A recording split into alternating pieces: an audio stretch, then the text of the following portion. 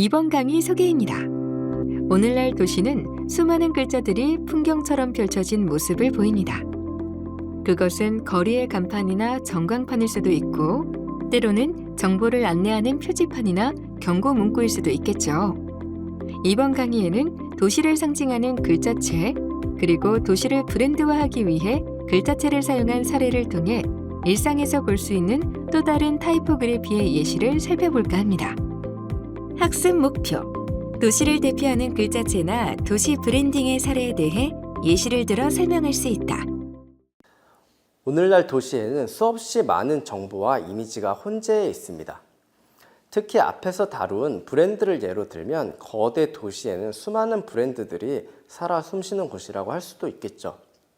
2009년에 프랑스 단편 애니메이션 로고 라바를 보면 우리 도시의 모습을 잘 반영하고 있습니다. 이 와중에 타이포그래피는 도시의 얼굴이 되기도 하고 도시와 도시 사이에 구획이 나뉘는 인지 요인으로 기능하기도 합니다. 예컨대 도시는 수많은 정보가 흘러가고 있지만 이 가운데 안전과 관련된 정보는 그 어느 것보다 기능적으로 빠르게 인식되어야 합니다. 글꼴이 신비성을 주는 것도 중요하지만 일관성 있게 사용될 경우 정보의 흐름을 원활하게 할 수 있는데요. 이 때문에 도시가 지하철, 공항, 철도, 고속도로의 안내 사인에 지정서체를 사용하고 사용 시스템을 일관되게 유지하는 것도 이 이유에서입니다.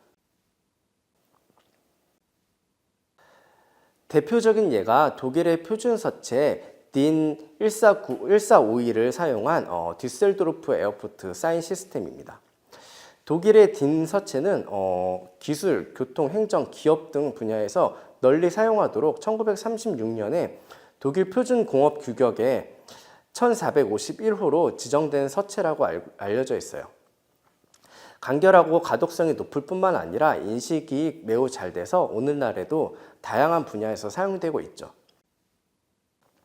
독일의 디셀도르프 공항은 1996년에 화재 사고 이후 1998년에 다시 문을 열면서 새로운 공항 사인 시스템과 함께 글꼴도 새롭게 개발했는데요. 새로 고안된 이 글꼴은 유난히 긴 독일어 표기 때문에 가독성이 떨어지는 점을 보완하기 위해서 지정서체인 딘체의 장체로 수정한 것이었습니다.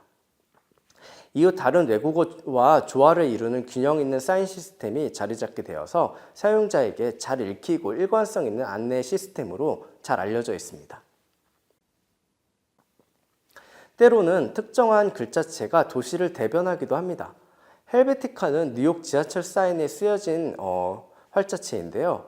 1968년 마시모 비델리는 뉴욕 지하철의 사인 시스템을 새롭게 정비하면서 헬베티카를 사용했어요. 사실 헬베티카는 매우 중립적인 글자체로 이미 많은 브랜드에서 사랑을 받아왔습니다. 하지만 뉴욕이라는 거대한 도시의 이미지에 힘입어서 아이러니하게도 스위스에서 만들어진 모더니즘 글자체가 뉴욕의 지하철을 바로 떠올리게 하는 도시의 인상을 남기게 된 것이라고 볼 수 있겠습니다. 글자체에서 도시의 인상을 떠올리다 보면 자연스럽게 런던의 지하철 전용 서체로 생각의 꼬리가 이어지는 것 같습니다. 영국 런던 언더그라운드라는 이름으로 더욱 잘 알려진 존스턴체는 아이덴티티 구축을 위해서 최초에 만들어진 전용 글자체라고 합니다.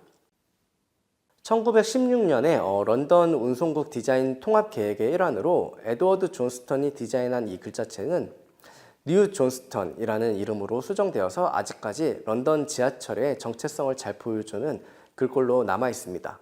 참고로 존스턴체는 에릭 길이 1929년에 발표한 길산스에 영향을 준 것으로도 잘 알려져 있습니다.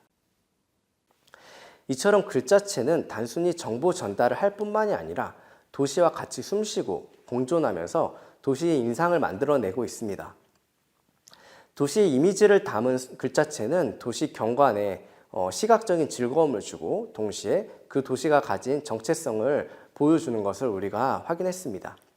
관광산업과 함께 도시 정체성, 도시 아이덴티티라는 개념이 확산되면서 우리나라에서도 도시의 전용 글꼴이 많이 개발되고 있는데요. 대표적으로 서울체를 살펴보겠습니다. 서울서체는 2008년에 명조 계열의 서울 한강체 2종, 그리고 고딕 계열의 서울 남산체 4종, 그리고 세로 쓰기 1종을 포함해서 총 7종으로 개발되었습니다. 서울 서체의 모티브는 선비정신의 강직함과 단아한 여백, 한옥 구조의 열림과 기와의 곡선미 등을 전통적인 아름다움에서 찾았다고 하는데요. 회기 형태에서 그러한 콘셉트가 느껴지시나요? 서울시청뿐만 아니라 서울의 거리나 공공장소의 안내 사인, 표지판, 간판은 물론이고요. 공문서나 홍보물 등에서 다양한 매체에 일관되게 사용되고 있기 때문에 서울시 안에서 쉽게 찾아볼 수 있죠. 경기도에서 서울 권역으로 넘어가게 되면 표지판을 유심히 한번 살펴보세요. 글자체가 도시의 경계를 말해줄 수 있으니까요. 도시를 상징하는 도시 브랜드라는 차원에서 타이포그래피를 살펴볼 수도 있을 것 같습니다.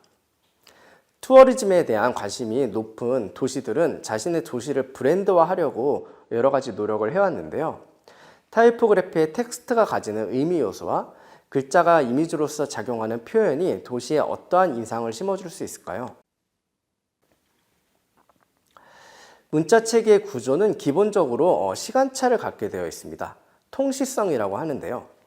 그런데 문자는 통시적으로 읽힐 수 없는 속성을 가지고도 있어요. 왜냐하면 하나하나 낱말을 이해하는 것이 아니라 문장 전체를 파악하고 한 번에 이해하기 때문이죠.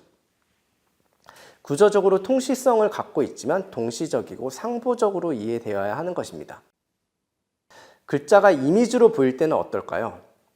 이때도 마찬가지로 글자가 읽히는 의미와 그래픽으로 표현된 혹은 병치되어 있는 글자의 조합에서 새로운 의미가 생성되고 그것이 하나의 이미지로 인식되는 것을 발견할 수 있습니다. 몇 가지 도시 브랜드 사례에서 타이포그래피가 어떻게 사용되는지 한번 살펴볼까요? 각 도시는 메시지가 곧 도시 브랜드를 상징할 수 있도록 하고 있습니다.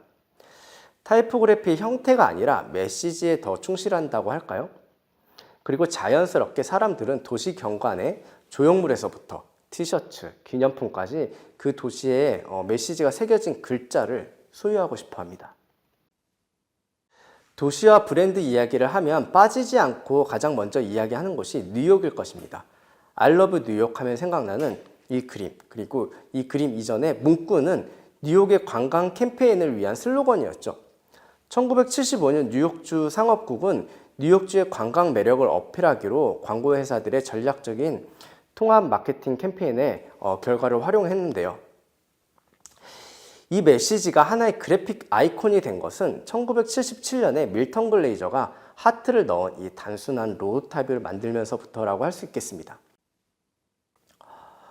멜번으로 한번 넘어가 볼게요. 2009년에 새로운 도시 브랜딩의 성공 사례 중 대표 주자가 멜버른인데요. 멜버른의 이니셜 M은 다양하게 변화할 수 있도록 가변적인 시스템을 적용한 것으로 알려져 있습니다. 특정한 알파벳이 하나의 상징 기호가 되기까지는 많은 전략과 노력이 필요했었을 겁니다. M이 멜버른의 머리 글자일 수도 있지만 마이애미일 수도 있고 메트로를 연상시킬 수도 있으니까요. 하지만 같은 기호라고 하더라도 어떻게 표현되는지에 따라서 특정한 의미 부여를 받은 상징이 되는 것이죠.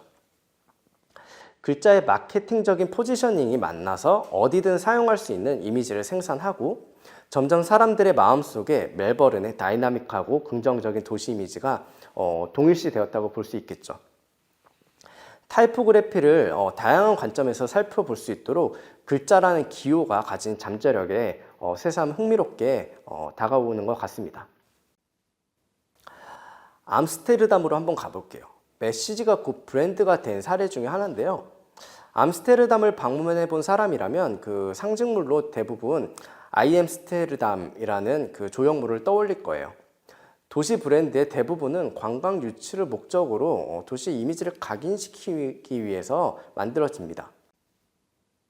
사실 사람들은 국립미술관 앞에 흰색과 붉은색으로 세워진 이 암스테르담 조형물, 지금은 스키폴 공항 광장 앞으로 옮겨졌다고 하는데요. 이 조형물은 기억하지만 그 글자체의 특징은 인식을 하지 않죠. 메시지가 곧 이미지로 정착된 사례라고 볼 수 있어요. 아이엠스테르담의 글자체는 아브니르라는 글꼴입니다. 아브니르는 프랑스어로 미래라는 뜻인데요. 이 글자체는 아드리안 프루티거가 디자인한 글자체로 푸트라와 함께 그가 1920년대에 개발한 대표적인 기하학적 산세리프입니다. 프루티거는 아브니르를 자신이 디자인한 가장 훌륭한 작품이라고 극찬했을 정도니까요. 서울의 심볼을 한번 살펴볼게요. 2002년부터 2015년까지는 서울특별시의 슬로건이자 브랜드 로고가 하이서울이었어요. 근데 2015년에 13년 만에 처음으로 새로운 슬로건인 아이서울유가 등장을 합니다. 처음에 이 슬로건과 로고가 나왔을 때 어떻게 읽어야 하는가, 메시지의 의도가 어떤 것인가 라는 찬반 논쟁이 굉장히 뜨거웠던 것으로 기억을 합니다. 아이서울유는 제작 과정에서 시민들의 참여를 통해서 만들어진 것이 강조되었어요.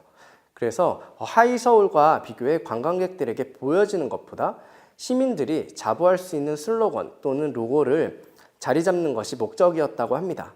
하지만 앞에서 살펴봤던 것과 같이 지역에서 공통되게 사용되는 글자체만으로도 도시의 정체성 혹은 풍경에 영향을 줄 수 있다면 관광 목적의 슬로건과 로고 이미지가 어떤 역할을 하는지 비교해서 한번 생각해 볼 수 있을 것 같습니다. 수많은 글꼴들은 그대로 역할을 하기도 하고 상징 혹은 이미지가 돼서 새로운 얼굴을 입고 우리의 일상으로 들어옵니다. 스크린에서 보는 글자체부터 길에서 지나는 사인과 간판까지 글자가 있고 그 뒤에는 흥미로운 시각 문화의 변화 과정이 녹아 있음을 알 수 있습니다. 일상에서 그리고 거리에서 만나는 수많은 글자체들에는 과연 어떤 이야기가 담겨 있는지 조금씩 관심을 가져보는 것은 어떨까요? 학습 정리 1. 헬베티카는 뉴욕이라는 거대한 도시의 인상을 규정하는 글자체가 되었고 뉴존스턴은 런던의 언더그라운드를 상징하는 글자체이다. 도시 안의 글자들이 일정한 규칙을 가지고 나타나면 그것이 하나의 인상을 결정하는 풍경이 된다. 2. 도시를 브랜딩하기 위해 타이포그래피를 활용하는 사례를 살펴보면 글자의 형태뿐만 아니라 메시지와 만나 강력한 정체성을 규정하는 것을 볼 수 있다. 해당 영상에 사용된 자료 출처는 출처 목록 7주차에서 다운로드 가능합니다.